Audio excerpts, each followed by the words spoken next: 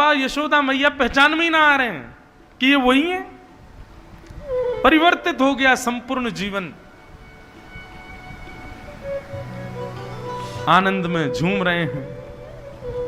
और तभी कंस के द्वारा भेजी गई एक राक्षसी वृंदावन आई, उसका नाम पूतना। कंस ने कहा कि महाराज 84 कोस के ब्रजमंडल में मेरे शत्रु ने जन्म ले लिया, कैसे पकड़ा जाए, कैसे मारा जाए उसको। तब राक्षसी पूतना ने कहा ये सेवा आप मुझे दीजिए। बोले तुम क्या करोगे? बोले 10 दिन के भीतर जितने बालकों ने जन्म लिया ब्रज में, सबको अपने पयोधर में लगे विष को ले जाकर के पिला दूंगी, उसी में आपका शत्रु कृष्ण भी मर जाएगा। कंस बोला तुम्हारा इतना भयानक स्वरूप है, इतनी खतरनाक दिखती हो, कभी कभी तो मैं भी डर जाता हूं तुमको देख के। और तुम घरों में जाओगी, हैं, गोकुल में घूमोगी, कौन घुसने देगा अपने घर में?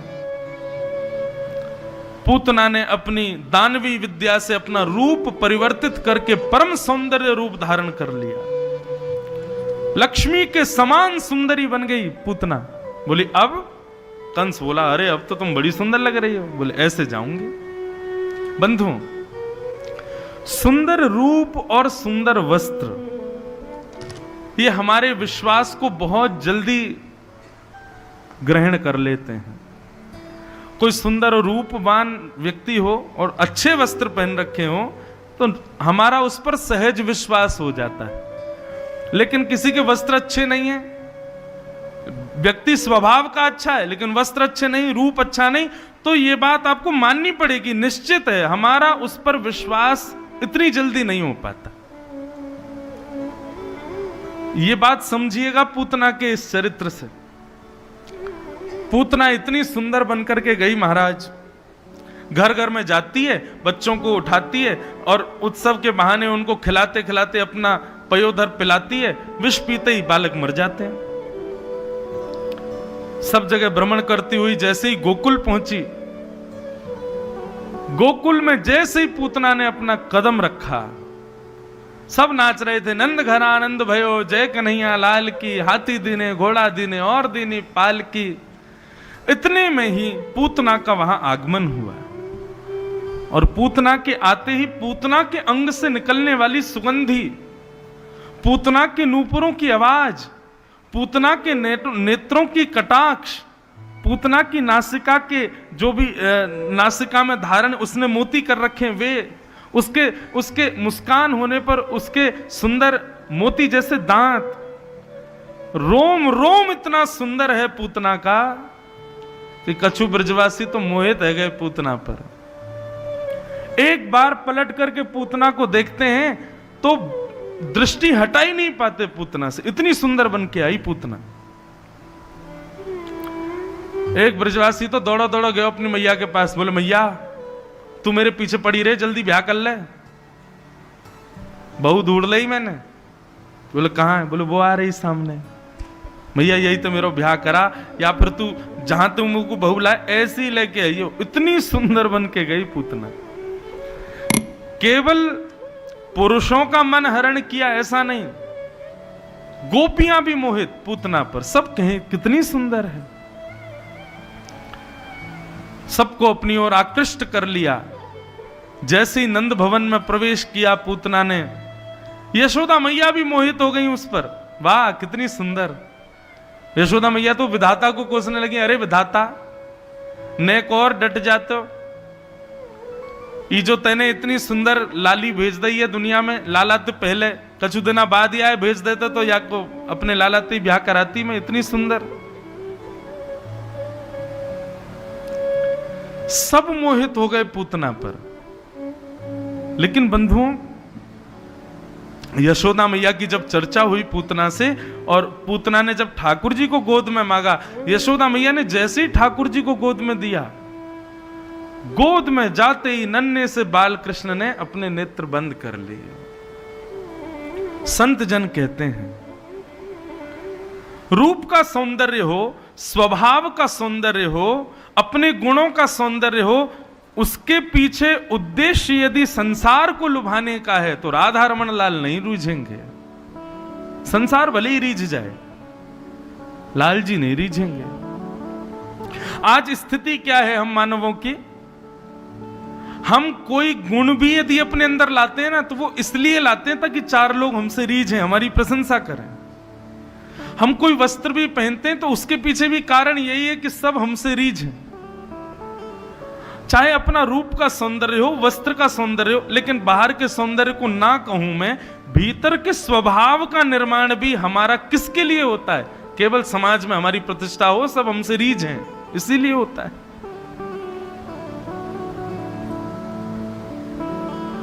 अपने सौंदर्य का, अपने स्वभाव का, अपने रूप का निर्माण श्री लाल जी को रिझाने के लिए करो। सूरदास जी का प्रसंग आता है।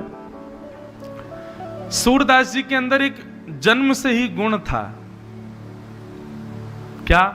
एक तो वो नेत्रहीन थे, नेत्र नहीं थे उनके, परंतु उनका गुण यह था कि उनके सामने कोई आकर के यदि कुछ पूछता था तो सूरदास जी बिल्कुल सत्य बता देते थे, भविष्य। एक बार किसी व्यक्ति ने जाकर के पूछा मेरी भैंस खो गई है, तो सूरदास जी बोले पीछे के तालाब के पास चल रही है, जाओ चले जाओ। दौड़ करके गया, वहीं मिल गई। महाराज उसने पूरे गांव में हल्ला बचा दिया, बोले कि ये सूरदास तो सबका भविष्य बता देता है, भूत बता देता है। अब तो लंबी लाइन लगने लगी सूरदास जी के घर के बाहर, और सब जाके पूछे मेरे बेटा का ब्याह कब होगा? बोले पश्चिम दिशा की कन्या आएगी, उससे ब्याह हो जाएगा। कोई आकर कुछ पूछा, सब बताते सूरदास जी। सूरदास जी के पिताजी ने मन में विचार किया, हमारे पुत्र में ये ठाकुर जी का दिया गुण है, क्यों ना इस गुण से कुछ धन कमा लिया जाए। सूरदास जी के पिताजी ने कहा, सूरदास तुम्हारे पास ये गुण है कि तुम सबका भविष्य भूत बता देते हो, हमारे घर की स्थिति इतनी ठीक नहीं है, क्यों ना तुम इस गुण का प्रयोग थोड़ा धन अर्जन में करो। किसी का भविष्य बताओ तो पहले कहो भाई इतनी दक्षिणा दो तब बताऊंगा, तो उसमें कोई बुराई तो नहीं है। सूरदास जी ने स्पष्ट मना कर दिया। और मना करने के पीछे कारण क्या था पता है? सूरदास जी बोले पिताजी ये भगवदीय गुण मेरे पास ठाकुर जी ने मुझको दिया है कि कोई व्यक्ति मेरे सामने आया तो मुझे उसका भूत भविष्य पता चल जाता है। ठाकुर जी के द्वारा दिए इस गुण का प्रयोग में धन कमाने में नहीं लगा सकता। हां, मैंने कोई विद्या पृथ्वी पर आकर के सीखी होती तो उस विद्या से मैं धन कमा सकता हूं, लेकिन ठाकुर जी ने यदि मुझे कोई विद्या दी है उस विद्या से मैं धन अर्जित नहीं कर सकता। और ये तो केवल गांव के कुछ लोगों की बात है, वास्तविक में ये जो भूत और भविष्य देखने की जो शक्ति ठाकुर जी ने मुझको प्रदान की है, मैं लोगों के भूत क्यों देखूं? मैं तो द्वापर के श्री कृष्ण की लीला देखूंगा ना अपने इस गुण से, और उस लीला का दर्शन करके उस लीला में सदा मदमस्त रहूंगा। पिताजी ने यह बात सुनकर सूरदास जी को घर से निकाल दिया। सूरदास जी बोले मुझे स्वीकार है, लेकिन मैं इस गुण से धन कमाऊं ये क्रिया में नहीं कर सकता। अपने प्रत्येक गुण, प्रत्येक भाव, स्वभाव, प्रभाव जो कुछ भी है, सबसे एक ही विचार, मेरे ठाकुर जी रीझ है, उनको प्रसन्नता मिले, उनको सुख मिले, वो क्रिया करनी है। पूतना का सौंदर्य, पूतना का स्वरूप संसार को रिझाने के लिए ही था, सबका विश्वास केंद्रित करने के लिए ही था, इसलिए सब रीझ गए, लेकिन ठाकुर जी पूतना से नहीं रीझे। पूतना के रूप पर श्याम सुंदर नहीं रीझे। कितना बड़ा दुर्भाग्य पूतना का। भगवान के इतने समीप जाने का अनुभव, ठाकुर जी के इतने समीप पहुंचने का सौभाग्य पूतना को मिला, लेकिन फिर भी भगवान के नेत्रों की अधिकारी नहीं बन पाई। भक्ति क्या है बंधुओं? एक प्रकार से श्रृंगार है भक्ति। जब व्यक्ति नाम जापक बन जाता है, एकादशी व्रत करता है, गले में कंठी माला पहनता है, चरणामृत नित्य पान करता है, कानों से सत्संग श्रवण करता है, नेत्रों से दर्शन करता है, उसका आंतरिक श्रृंगार हो जाता है, उस श्रृंगार पर संसार के लोग नहीं रीझते, श्री राधा रमन लाल रीझते हैं। जब व्यक्ति भक्ति का श्रृंगार करके राधा रमन जी का दर्शन करने जाता है ना, तो निश्चित मानिए हजारों लोग राधा रमन जी को देखते हैं, लेकिन राधा रमन जी उसी को देखते हैं जो भक्ति के श्रृंगार में अवस्थित हुआ है, व्यवस्थित हुआ है। राधा रमन जी की दृष्टि का पात्र वही बन पाता है।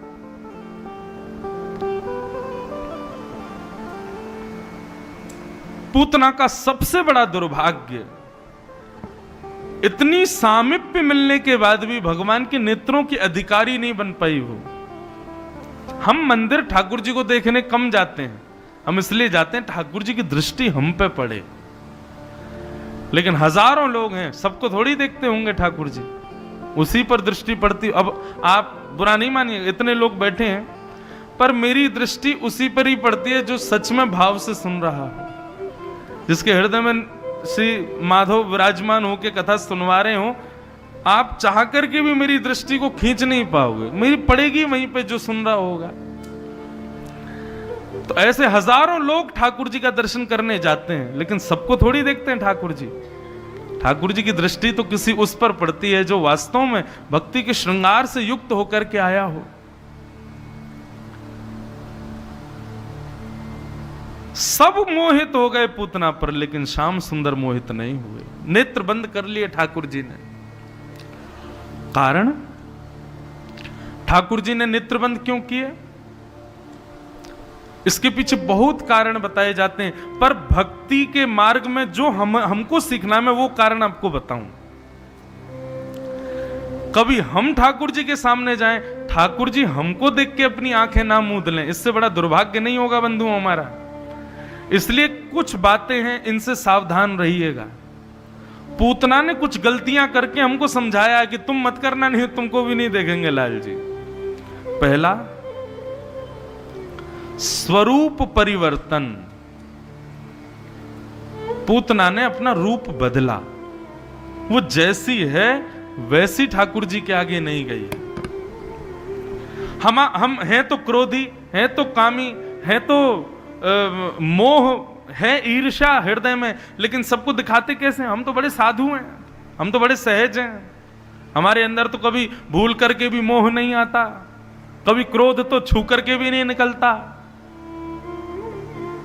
है तो सारे अवगुण मन में, लेकिन संसार को रिझाने के लिए हम जबरदस्ती दूसरे गुण के रूपों को उनके सामने प्रदर्शित करते हैं।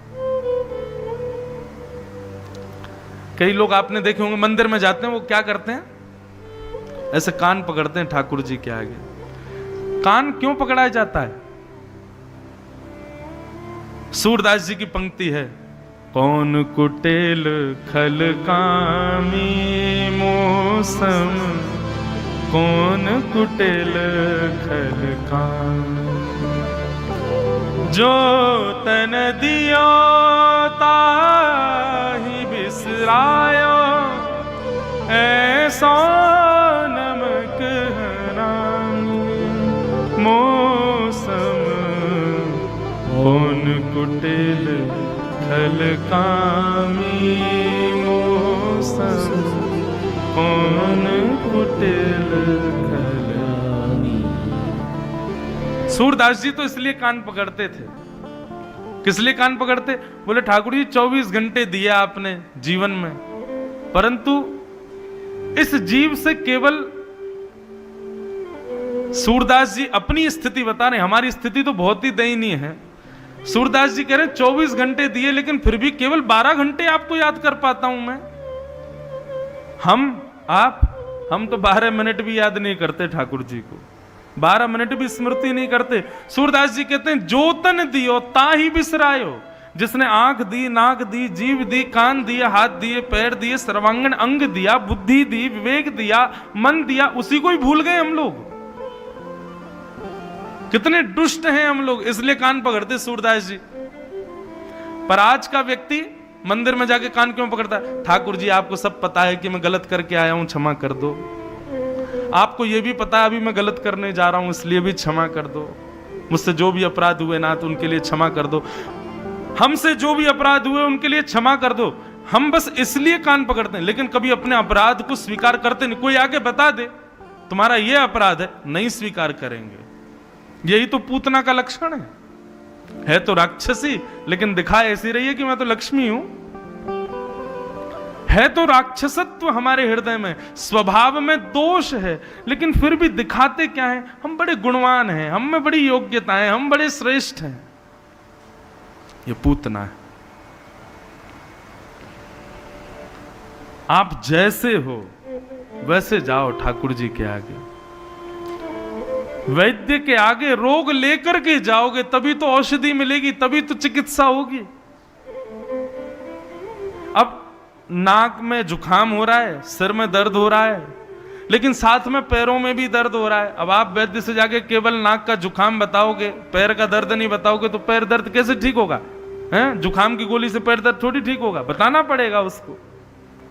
ठीक वैसे ही बंधुओं, जितने अवगुण हैं हृदय में, बाहर भले ही छुपा लो, लेकिन जैसे ही मंदिर में प्रवेश करो ना, सब बता दो ठाकुर जी को। नाथ, बहुत क्रोध है, काम है हृदय में, लोभ है दूसरों की संपत्ति के प्रति, ईर्ष्या है किसी व्यक्ति के प्रति, ये सब मेरे अंदर अवगुण है। नाथ, आप कृपा करो। ठाकुर जी के सामने जैसे हो वैसे जाओ, परिवर्तित करके मत जाओ। नहीं तो ठाकुर जी देखेंगे नहीं। पहली बात, पूतना रूप बदल करके गई, इसलिए ठाकुर जी ने नहीं देखा। और दूसरी सबसे विशिष्ट बात, पूतना गोकुल गई और गोकुल में जितने लोग नंदोत्सव मना रहे थे सबको अपनी ओर आकर्षित कर लिया। मतलब जितने लोग भजन में लगे, साधन में लगे, भक्ति में लगे, सत्संग में लगे, वैष्णवता में लगे, उनको जाकर के उनके भक्ति भजन वैष्णवता साधन छुड़वा के अपनी ओर आकर्षित कर लिया। जो वैष्णव के भजन को छुड़वाएगा, ठाकुर जी के लिए पूतना है वो, उसको देखेंगे नहीं। नाथ, भगवान ने पूतना को क्यों नहीं देखा? बोले कि अरे तू आई तो आई, सुंदर बन के आई तो आई, कोई दिक्कत नहीं, तूने सबको अपनी ओर आकर्षित क्यों किया? ये सब ब्रजवासी मेरा नाम गा रहे हैं, उत्सव मना रहे हैं, अपने पाप नष्ट कर रहे हैं, और तूने आके अपनी ओर आकृष्ट कर लिया। मतलब कोई भजन साधक संत है, कोई वैष्णव है घर में या परिवार में या दूर में भी कहीं पे, और आप उसके साधन को छुड़वाते हो, उसके भजन वैष्णवता को छुड़वाते हो, आप पूतना हो। ठाकुर जी के अति समीप वीवीआईपी दर्शन भी कर लोगे तो भी ठाकुर जी नहीं देखेंगे आपको। हमारे वृंदावन में सबसे बड़ा अपराध यही माना गया है, किसी के भजन में वादक बनना। कथा सुन रहे हैं हम, इतने में ही फोन बज गया, तो पूतना है वो। कथा सुन रहे हैं हम, लेकिन किसी के प्रति मन चला गया, दृष्टि चली गई, पीछे मुड़ के देखने लगे, पूतना ही है वो। इसलिए अब इधर उधर मत देखना। और सुनो, देखो कथा में आना कैसे चाहिए।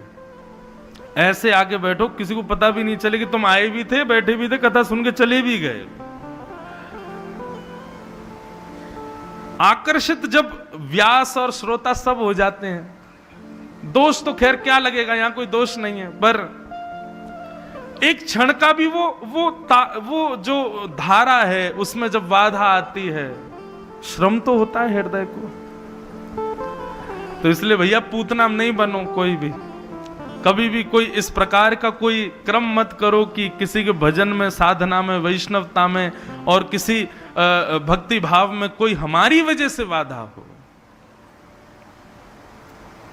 नहीं तो ठाकुर जी के नेत्रों के अधिकारी नहीं बन पाओगे। पूतना का प्रसंग जब मैं सुनता हूं ना, तो मुझे बहुत कुछ मिलता है। कभी कभी लगता है पूतना जैसा सौभाग्य किसका है। ठाकुर जी को सबसे पहले गोद में यदि किसी ने लिया तो मैया यशोदा के बाद पूतना नहीं लिया है। इतने समीप ब्रह्मांड के नायक को अपनी गोद में लेकर के बैठी है। लेकिन कितना बड़ा दुर्भाग्य कि जिन नेत्रों के आगे पड़ने से बड़े बड़े जीवों के सब रोग नष्ट, पाप नष्ट हो जाते हैं, वो नेत्र पूतना को देखे ही नहीं रहे हैं। इसलिए भैया पूतना मत बनना कभी दर्शन में। इन बातों का ध्यान रखो। पूतना ने, अच्छा पूतना का एक और दुर्गुण, एक संत बताते हैं पूतना को भगवान ने इसलिए भी नहीं देखा क्योंकि उसका आने का, भगवत सामीप्य में आने का आशय भगवत प्राप्ति नहीं था। मतलब भगवत प्राप्ति के अलावा अन्य किसी साधन से कोई यदि भगवत सन्मुख होता है तो ठाकुर जी उसको नहीं निहारते। अब भगवान की छोड़ो, कोई हमारे घर पे रोज केवल और केवल मांगने आवे, कुछ दिन बाद हम भी घर वालों से कह देंगे, इससे कह दो हम है ही नहीं घर पे, हम कहीं चले गए, हम बाहर हैं, हम है ही नहीं यहाँ पे, क्यों रोज कुछ ना कुछ मांगता है। तो अन्य साधनों की कामना से भगवत प्राप्ति के लिए जाओगे तो निश्चित है कि ठाकुर जी नहीं देखेंगे, इसलिए भी ठाकुर जी ने नहीं देखा। पूतना ने अपने पयोधर को जैसे ही भगवान के मुख में दिया, भगवान ने पहले तो उसके विष को पिया, दुग्ध को पिया, रस तत्वों को पिया, पुण्यों को पिया, पापों को पिया, और सबको पीते पीते पीते पीते प्राणी समम रोष समन्वितो पिबत गाढ़म कराभ्याम भगवान प्रविड्य तत्प्राणी समम रोष समन्वितो पिबत। ठाकुर जी ने जैसे ही पूतना के भीतर से प्राण निकालने प्रारंभ किए पयोधर से, पूतना घबराहट होने लगी, उसको अनुभव होने लगा कि कुछ तो गड़बड़ है। और जैसे ही प्राण निकलने लगे तो प्राण निकलते समय व्यक्ति अपने वास्तविक रूप में आ जाता है, चाहे वो राक्षस हो चाहे हम मानव हो। हम कितने भी सुंदर हों, मृत्यु के समय सुंदर नहीं लगते।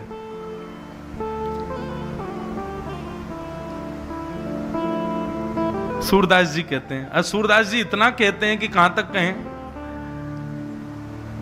मन पंछी उड़ जई है जा दिन, मन पंछी उड़ जई है ता दिन तेरे तन तरुवर के सब ही बात झड़ जई है। जा प्रियतम सो प्रीत घनेरी, सो देख डर जई है। जा दिन मन पंछी उड़ जई है। जा प्रियतम सो प्रीति घनेरी, सो देख डर जई है। जो हमें अत्यंत प्रिय लगता है, मृत्यु के समय वो उसको देखने का भी मन नहीं होता, वो भी भयभीत लगता है। मृत्यु जैसे ही आने लगी पूतना की, उसका विशाल रूप प्रकट हो गया महाराज। बड़े बड़े दांत, बड़े बड़े कान, बड़ी बड़ी जटाएं, विशाल उसके नाक, सब विशाल होता चला गया। राक्षसी रूप में परिवर्तित हो गई पूतना।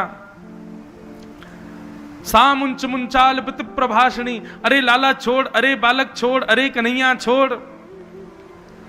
ठाकुर जी को पकड़ करके दूर करने लगी, लेकिन ठाकुर जी ने तो इतने कसकर पकड़ा है कि पूतना जैसे मानो वो फेविक्विक से चिपक जाते हैं ना, फिर छूट नहीं पाते, ऐसे ठाकुर जी ने पकड़ा। वैष्णव जन कहते हैं गुरुजन और ठाकुर जी ये पकड़वे की वस्तु है भैया, ये छोड़वे की वस्तु थोड़ी है। एक बार कोई पकड़ ले तो फिर ये तो पकड़ के ही रहे, ये छोड़े थोड़े ही हैं। गुरुजन हो या ठाकुर जी हो, इनके चक्कर में एक बार पड़ गए, एक बार इनके हाथ आ गए तो फिर छूट नहीं पाओगे। लाल जी ने पूतना के प्राणों का हरण कर लिया, धड़ाम से पूतना गिरी। पता है कितने लंबे योजन में गिरी पूतना? 7 कोस के गिरिराज पर्वत हैं, तो गिरिराज जी से नेक कम 6 कोस लंबी दूर तक पूतना का शरीर गिरा। बोलो पूतना मर्दन भगवान की। पूतना का वध किया भगवान ने, पूतना का वध किया। वध करने के बाद सब ब्रजवासियों को जोर की आवाज आई, दौड़ करके गए तो क्या देखा? पूतना के ऊपर भगवान लेटे हुए हैं, पौड़े हुए हैं। सब ने जाकर के श्याम सुंदर को वहां से उठाया। एक जगह एक संत बता रहे थे कैसा लगा सब ब्रजवासियों को देख करके कि मानो किसी पर्वत पर नीलमणि चमक रही हो, ऐसे ठाकुर जी दिखाई दे रहे थे दूर से। और कैसी नीलमणि? बोले चंचल नीलमणि। कभी यहां घूमे कभी वहां जावे, ऐसी नीलमणि चमक रही हो पर्वत के ऊपर, ऐसे ठाकुर जी पड़े थे पूतना पे। ब्रजवासी गए, जाकर के ठाकुर जी को लेकर के आए।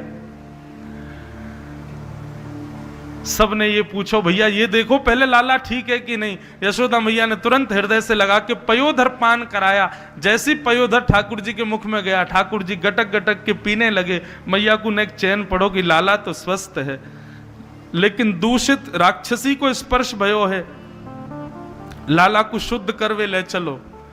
सब ब्रजवासी और ब्रज गोपिकाएं लाल जी को लेकर के गौशाला गईं और गौमूत्रेण स्नापित्वा पुनर्गौरज सार्वकम,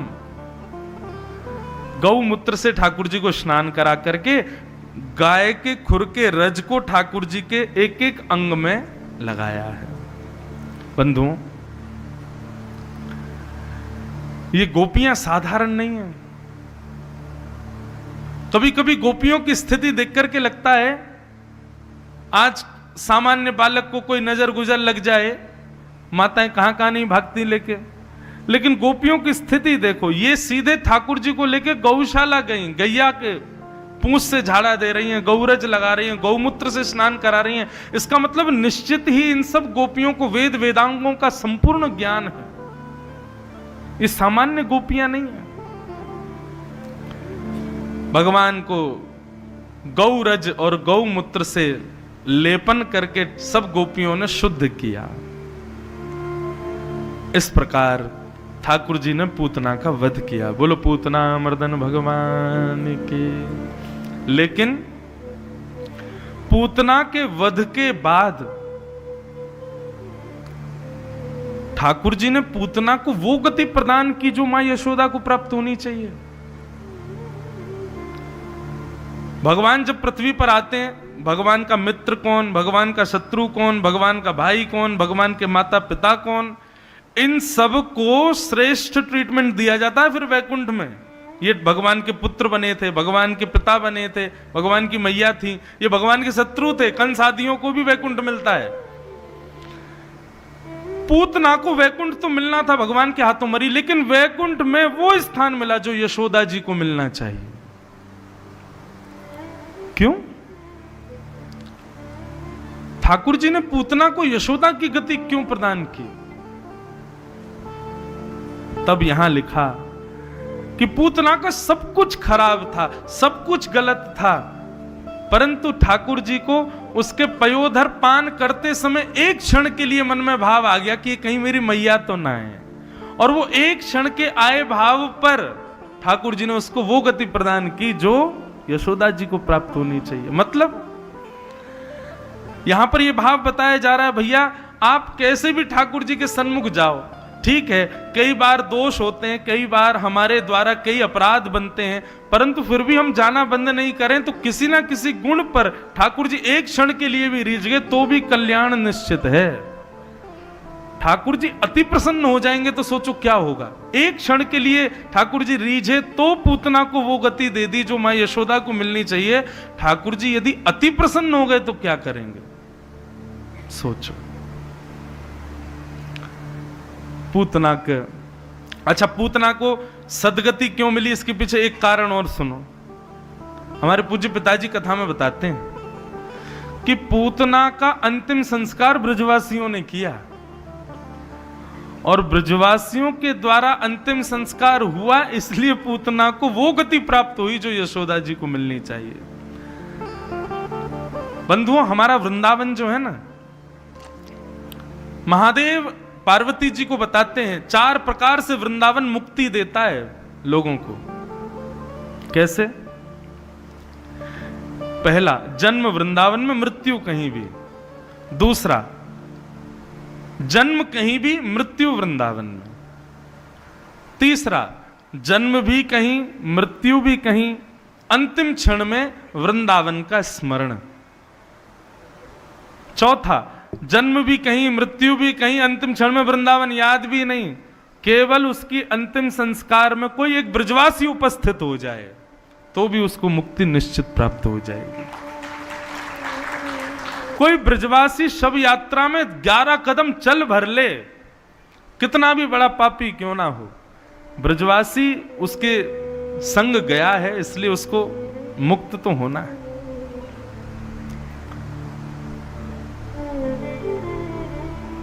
लेकिन बंधुओं एक बात कहें, ये पद मुझे बहुत प्रिय है अब जो आ रहा है आसावरी।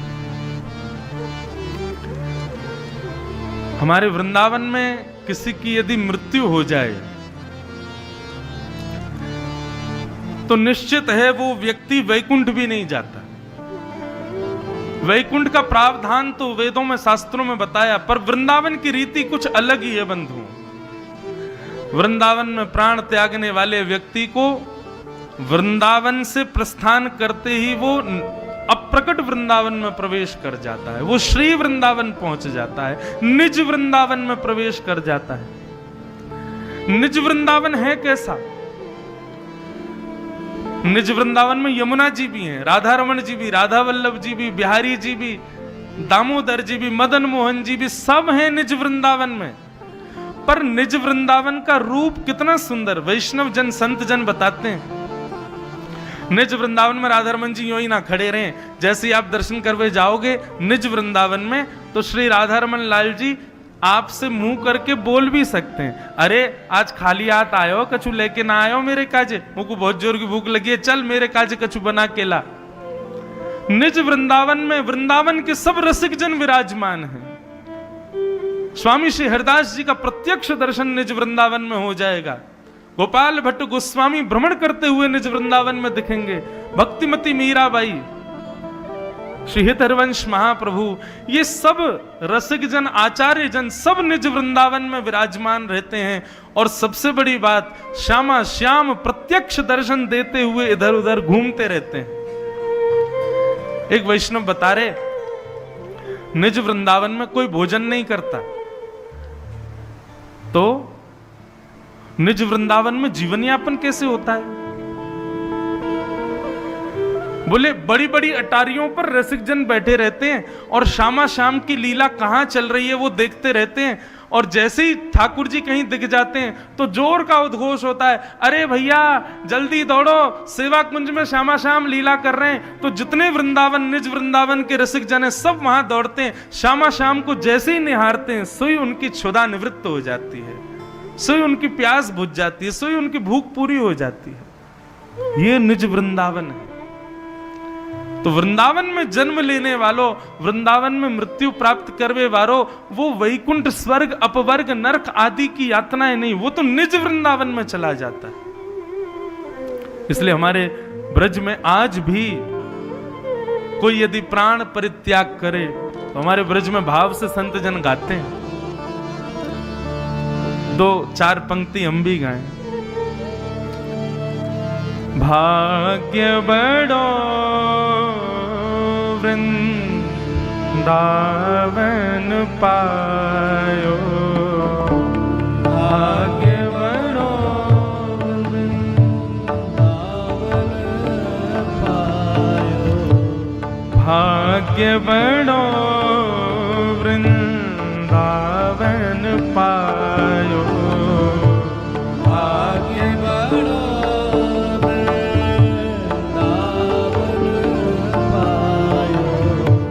भाग्य बड़ो वृंदावन पायो, भाग्य बड़ो वृंदावन पायो। शोक संताप करो मत कोई,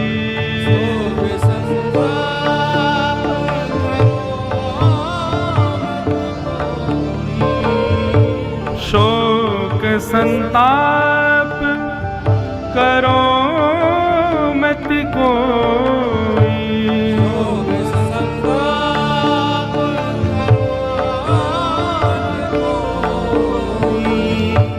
दाव भलो बनियायो,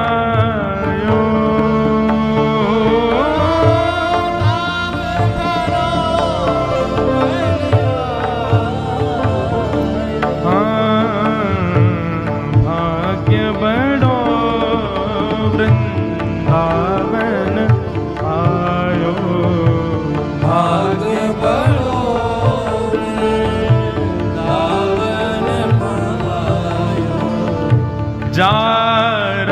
को सुर नर मुनि वंचित जारज को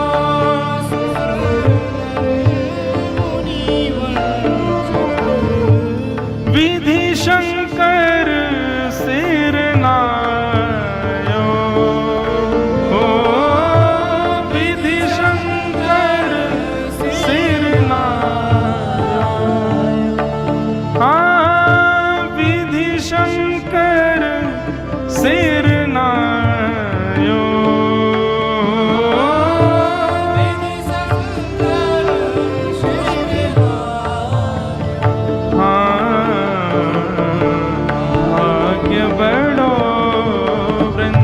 वृंदावन पायो भाग्य बड़ो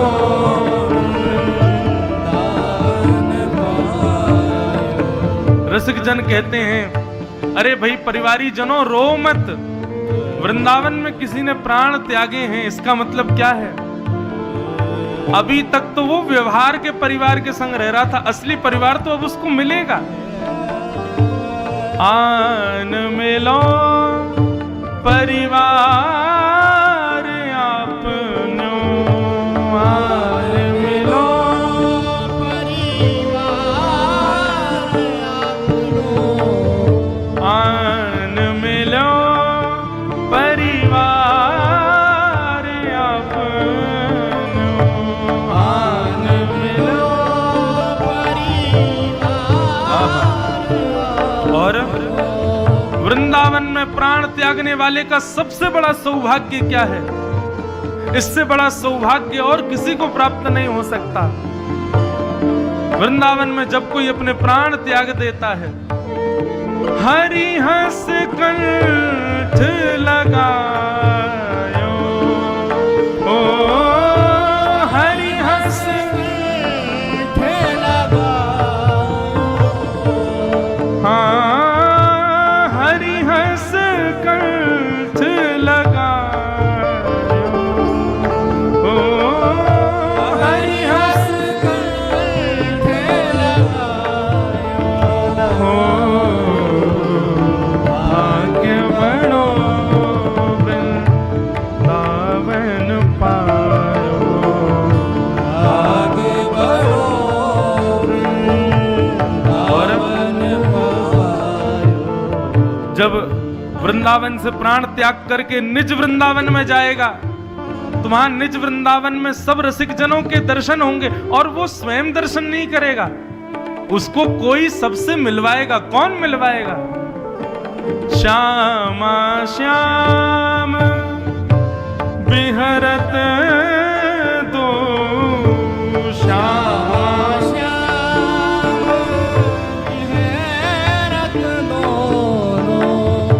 श्यामा श्याम जू बिहरत दो श्यामा श्याम बिहरत दो। और सखी समाज मिलायो ओ सखी समाज मिलायो हाँ सखी समाज मिलायो हो सखी समाज मिलायो हो भाग्य बड़ो वृंदावन पायो भाग्य बड़ो